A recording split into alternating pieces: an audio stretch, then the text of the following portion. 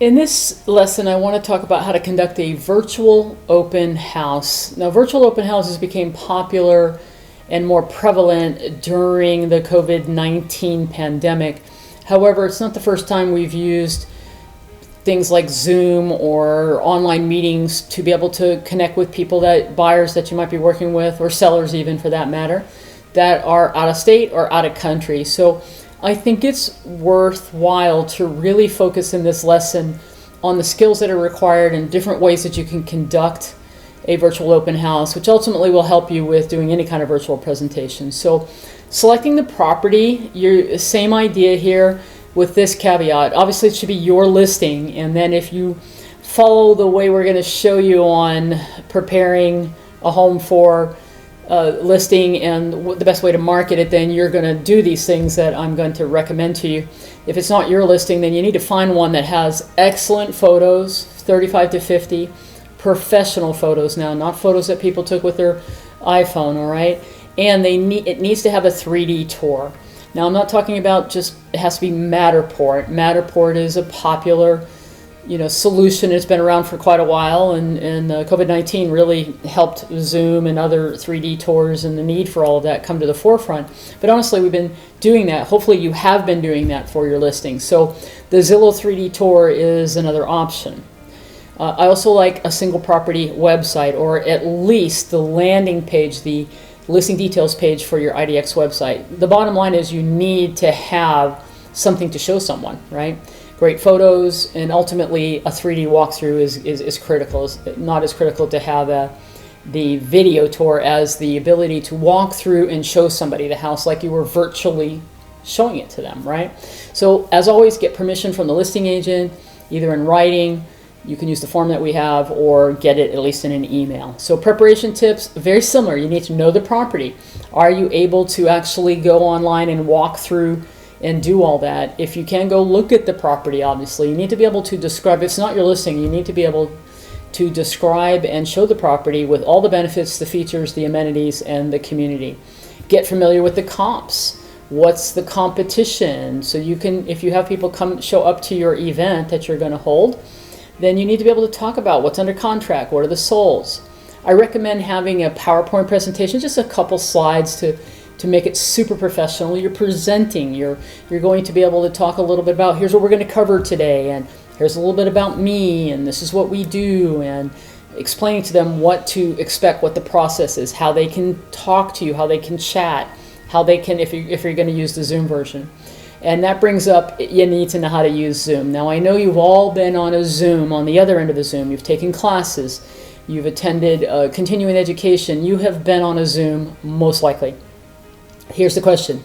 Do you know how to run a Zoom meeting? Can you set it up? And if the answer is no, then you need to practice. Don't practice on the first time you hold one of these. Get together with people in your office, ask people in your family, practice it, okay? It's very tricky in the beginning. You become to master it after you do it more often, but you need to know how to share screens and be able to share a screen and see what people are chatting to you and know where to put the videos and so forth. And you just need to practice and play with it. All right, there are 3 ways that you can hold a virtual open house. The first 2 are the ones that I think will stay in the long run and were available even before any kind of COVID-19. Now, the first one is 100% virtual tour, where you're using Zoom or some other conferencing software like Google Meet or even Skype. And if you're using Zoom, for example, you could go from Zoom to a Facebook Live and actually have the event on Facebook, where people can just join via Facebook and not have your Zoom registration link. So that's number 1, completely virtual. Number 2 is you're on site at the property. Maybe it's vacant, could be owner occupied, and you're doing like a Facebook Live, okay? And you promote this, and you're going to be at the house, and you're open, you're demonstrating it virtually, okay? Now this post-pandemic, and even prior, a Facebook Live is a great way to demonstrate it to clients or out-of-state, out-of-country people to go to an open house and go Facebook, not an open house necessarily, go preview the property and do a video, do a live video and talk it through and show them things. Great way to show a property to an out-of-state, out-of-the-country buyer. And then the last one is really was mostly during the pandemic, and that was with stricter lockdown and different things from state to state that would not allow you to have an open house, for example. You could actually, or once you could show property, but you couldn't have an open house, for example. And you could do it by appointment, where you would just schedule one-on-one showings within a time block, and you would advertise it and have people call and schedule an appointment, or use a thing like a Calendly or something where people could schedule an appointment for you. Okay, so those are the three ways. You're primarily going to do a Facebook Live, or you're going to do this whole Zoom presentation. So let's talk about advertising and promoting your virtual open house. Very similar to what we've already talked about, but I do want to recommend highly that you've got to leverage this online. So I recommend creating a Facebook event, maybe even creating an Eventbrite. Here's what's a little bit different than a standard. You could use this also, by the way, for a real open house. I forgot to mention this and that's to create an Eventbrite page. What I like about Eventbrite, you can do a free Eventbrite page, is that Eventbrite is used for so many different things. Live trainings, different things. People find it. You know, people will go to Eventbrite and maybe see your big open house that you're going to have, or even if it's live or virtual.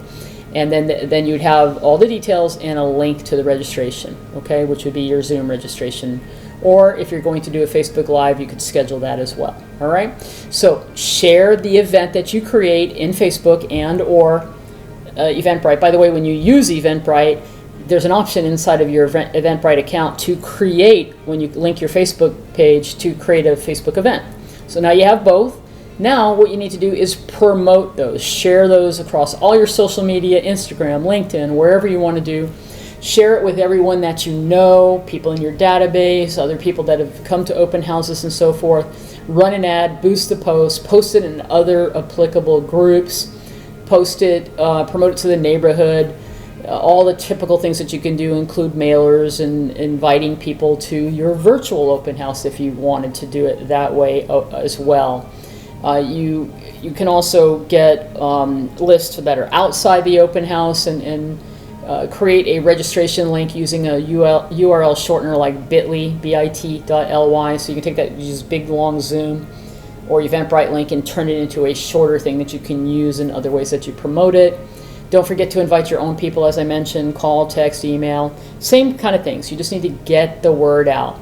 Now, a lot of MLSs and Zillow, Realtor.com had an opportunity for you to put a virtual link, a virtual registration, so that may change as times go by here, but just look for that as well, because there is a difference between obviously a live where people show up and a virtual, and that may still be the way it is in the future. Ask the seller to help promote the open house. Have them share the invitation, the event registration, and so forth. Do they use Nextdoor, for example, or any other neighborhood type app, right?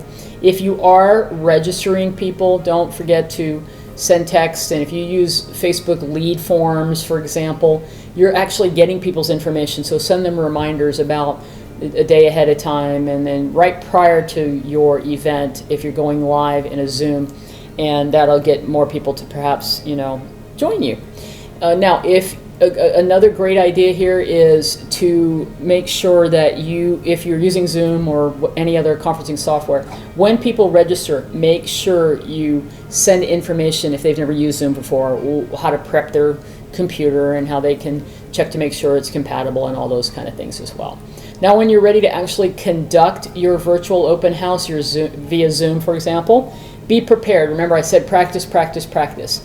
One of the key things in being able to share in any of these video conferencing software, Google Meet, all of them, they have a share screen thing, but you have to have either the website or your PowerPoint or anything you're going to share, you have to have it open and on your desktop.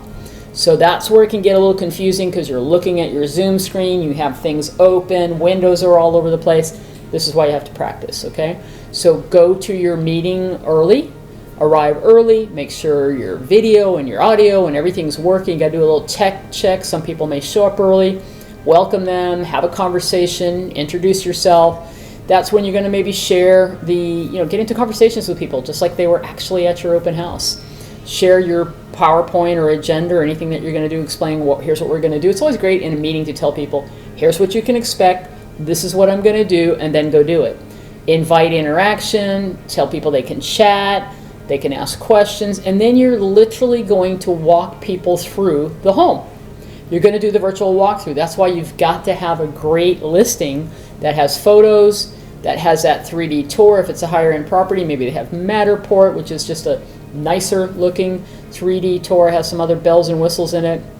Maybe it's a single property website. You need some kind of platform to be able to demonstrate and show the photos, and then talk to people like you're actually at the open house, having conversations and so forth, talking about the neighborhood, the benefits, etc.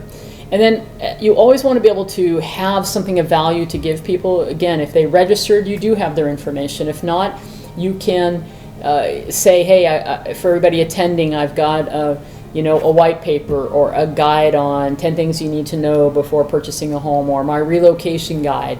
Whatever that item of value is, that's another way that you can get people to exchange information, by giving you that information, or if you already have their information, telling them to expect that you're going to send that. And then of course you're going to follow up like you do, and I'm going to, with anybody, live open house, virtual open house, and I'm going to cover that in the next lesson, your post open house checklist and connections. See you in the next lesson.